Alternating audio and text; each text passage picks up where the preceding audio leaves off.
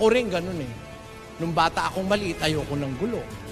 Nung ako'y tumanda, ayoko ng away. Hindi ako nakikipag-away o hindi ako nakikipag-usap sa mga umpok-umpok. Dahil yung mga pinag-uusapang kayabangan, ayoko nun eh. Mas gusto ko pang magbasa, mag-aral, kaysa makipagkwentuhan dun sa mga kababata ko. Yun ang naranasan kong pagkabata eh. Pero ang isang ayoko yung may kokontrahin ako o may aawayin ako o kaya hindi ko sasang-ayunan. Ayoko nun. Pero nung matuto ko ng Biblia, na iba ang pagkakilala ko sa buhay. Pag walang kokontra sa mali, lahat ng tao maniniwala sa mali. Tandaan niya. Ngayon, ano ang batayan ko? Na masama na yung mali, hindi mo kokontrahin. Bakit ganon? Ba't ko sinasabi yun? Pag mali, dapat punahin. Pag mali, dapat sawayin. Pag mali, dapat pigilan. Kasi sabi ng Diyos 3 G's ng Tito. Pakinggan niyo. Ang taong may maling pananampalataya, pagkatapos ng una at ikalawang pagsaway ay itakwil mo.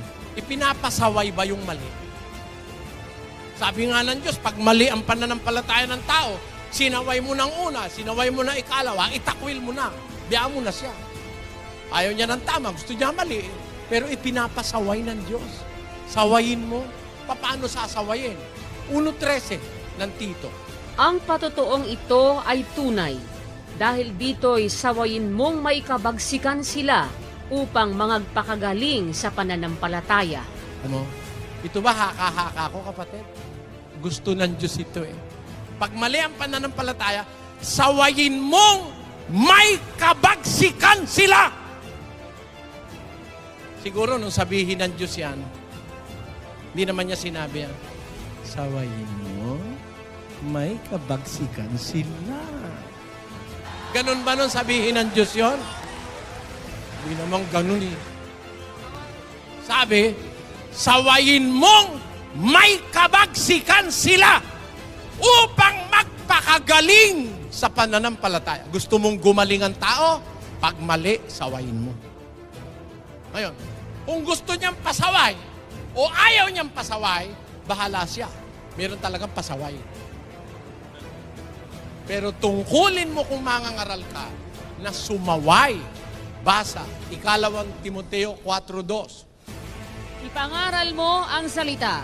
Magsikap ka sa kapanahunan at sa di kapanahunan. Sumawata ka, sumaway ka. O, kita mo, utos ng Diyos sa mangangaral yan. Sumawata ka, sumaway ka. O, pag sumasaway ba, mali? Ba't hindi na lang natin igalang ang pananampalataya ng isa't isa? Kung mali, ba't ko igagalang? Ibig mo sabihin, ang paniniwala mo si Kristo, tao. Ha?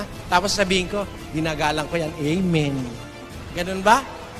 Pag sinabi mo si Kristo, tao, sisigaw ako. Hindi tao si Kristo, kundi nagkatawang tao.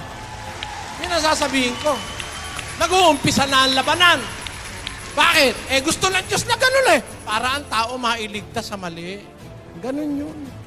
Kung ako makikipagkaibigan lang, hindi na ako magsasalita. Pero hindi ako naparito para makipagkaibigan kahit kanino. Kahit magalit kayong lahat sa akin, sasabihin ko yung ipinasasabi ng aking Diyos na kinikilalang nasa langit. Kailangan yun. Kailangan.